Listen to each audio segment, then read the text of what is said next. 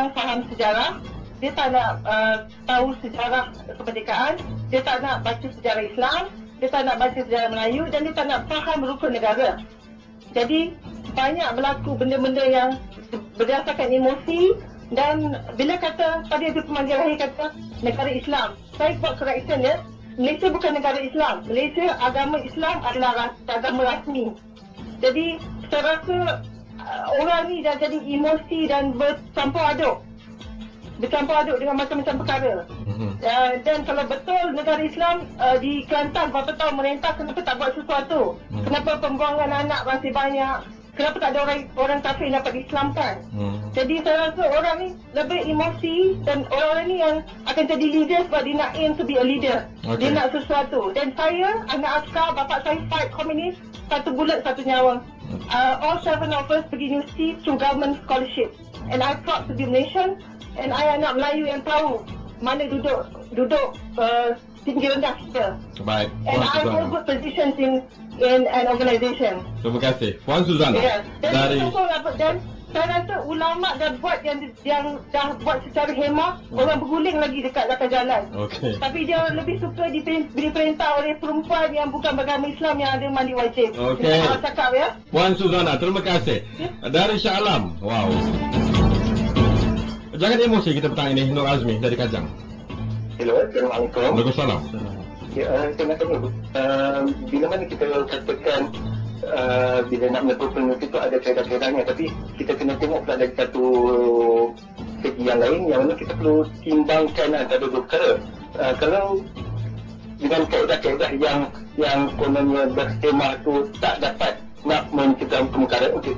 Satu poin yang perlu diemphasiskan, mencegah kemungkaran.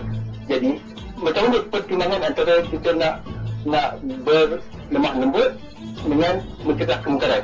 Okey, itu satu. Dan satu lagi, dari segi berlemah lembut sekalipun, kita mesti terpanas sebab basically kita tahu petani memang kita pasal bersih. Tak ada lain, memang hanya pasal bersih. Di mana perkataan bersih itu? Sebab saya nampak ia sebagai satu perhimpunan yang aman dan dijaga oleh salah satu badan sukarela yang amat saya kagumi, salah siapa unit aman, yang mana dia sepengetahuan saya memang sangat bagus. Apatah lagi bagus kalau boleh sama-sama tolong kita. Itu lebih mencantikkan. Okey. Yang terakhir, minta maaf, saya rasa Cik Azlan tadi agak mengkotor sedikit lah. Kita cuba minta ringkas, tapi pendapat saya kurang sesuai lah kata-kata Cik Azlan tadi yang mengaitkan dengan cerita Imam Malik, Imam Ahmad. Sebabnya bila kita tengok pada bersih, dia bukan yang berkenaan mana-mana pemimpin yang ditangkap. Dia tak berkenaan dengan Imam Malik ataupun Imam Ahmad. Bila kita cuba nak mengaitkan dengan perkara yang tak betul, kita cuba mengaitkan kononnya bersih ni disebabkan pemimpin-pemimpin tertentu ditangkap ke? Okey, itu saja. Nur Azmi dari Kajang. Kita terima apa juga pandangan dan juga soalan anda petang ini. Kerana ini kursi panas. Anda berhak bertanya 26927939. Baik, pertimbangan yang perlu diadakan, yang perlu ada di antara katanya tadi, antara nak mencegah kemungkaran dan menegur secara baik. Doktor. Okey, baik. Kalau kita melihat pada hadis Nabi SAW, man ra'a minkum munkara, sesiapa yang melihat di antara kamu sesuatu kemungkaran, falyughayyirhu biyadihi, hendaklah diubahkan dengan tangannya. Kalau tidak mampu maka dengan lisannya, kalau tidak mampu maka dengan hatinya. Jadi inilah hadis yang ditekankan oleh ulama kita perlu dilaksanakan oleh setiap umat Islam. Apabila kita mempunyai kuasa, ya, di situlah kita mengubahnya dengan tangan. Okey, dalam arti kata lain dengan kuasa kita. Nampak sesuatu kita ubah terus, kita tahan, kita larang. Tetapi kalau tidak mampu maka dengan lisan, dengan menyampaikan, sama dengan lisan ataupun tulisan.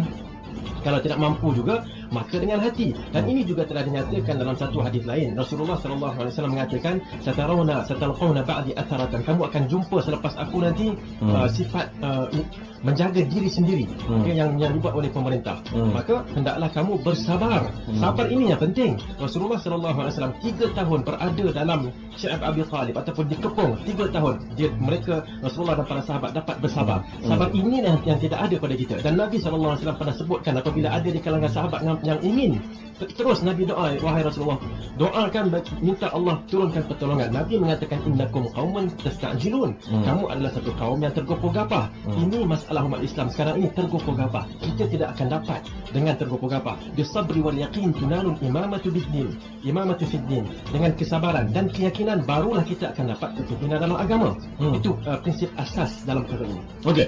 Tetapi ibaratnya seperti kita mencurah air di daun keladi. Kerana apa juga yang doktor katakan, apa juga yang mungkin saya pun terbabit sama petang ini, mengatakan bahawa apa yang saya tujukan tadi tidak kena langsung dengan apa yang nak dilakukan, apa yang dirancang pada sekian-sekian hari bulan oleh sekumpulan mereka-mereka ini. Jadi sabar telah dikatakan tadi, Islam telah pun disebut, cara-cara yang ditetapkan oleh Islam pun telah pun dinyatakan. Jadi mereka masih mahu lagi.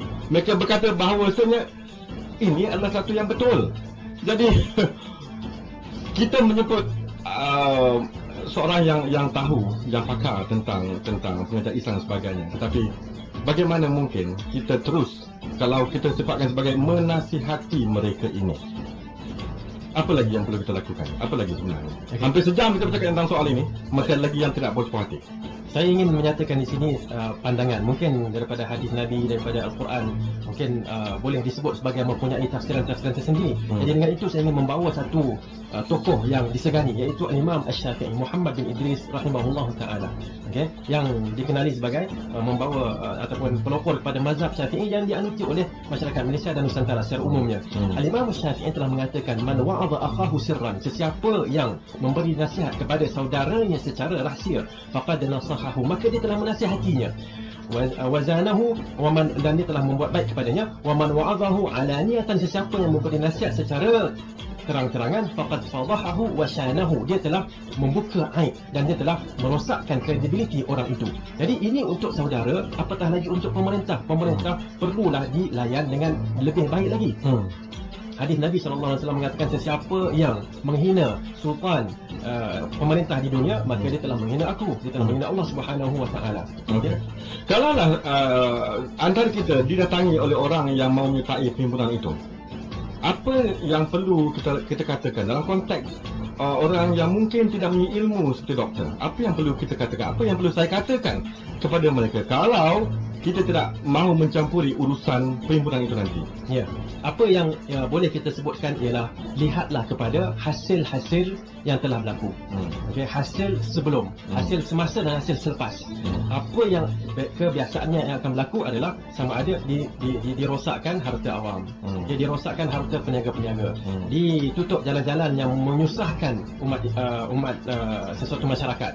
Dan juga kemungkinan besar akan berlakunya pukul-memukul, akan berlakunya pembunuhan juga.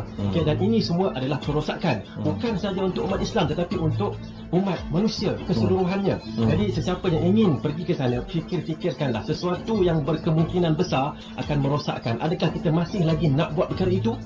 Sesuatu seperti yang disebutkan tadi dalam soalan, ada mengatakan bersih tidak ada masalah, sedangkan kita dapati bersih tidak mendapat izin. Izin daripada kerajaan juga satu benda yang penting. Jadi bila tidak mendapat keizinan, adakah masih lagi sesuatu yang bersih? Sedangkan saya difahamkan juga ada cadangan untuk daripada pihak kerajaan untuk meluluskan dalam stadium yang agak teratur, tidak ada percampuran, tidak ada kerosakan daripada perkara itu, tetapi tidak diterima. Jadi saya sangsi dengan perkara itu. Maknanya kalau tidak diterima satu cadangan yang baik, mesti ada agenda tertentu. Okey, berbalik kepada apa yang disebutkan tadi sebelum kita mengakhiri kutipan pada petang ini. Apakah suara-suara pemimpin Islam, ulama-ulama Islam tidak sampai ke peringkat atasan tidak mampu untuk mungkin memberikan nasihat, teguran dan juga untuk mencorakkan pentadbiran negara. Itu dakwaannya tadi.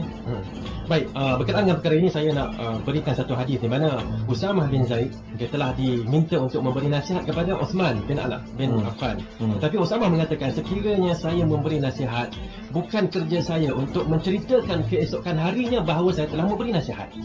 Okay, tadi itu yang perlu kita nyatakan di sini. Kita hendaklah berbaik sangka kepada ulama-ulama kita bahawa mereka berusaha menyampaikan, okay, dan bukan tanggungjawab ulama untuk memastikan pemerintah terima, tetapi tanggungjawab mereka hanyalah untuk menyampaikan.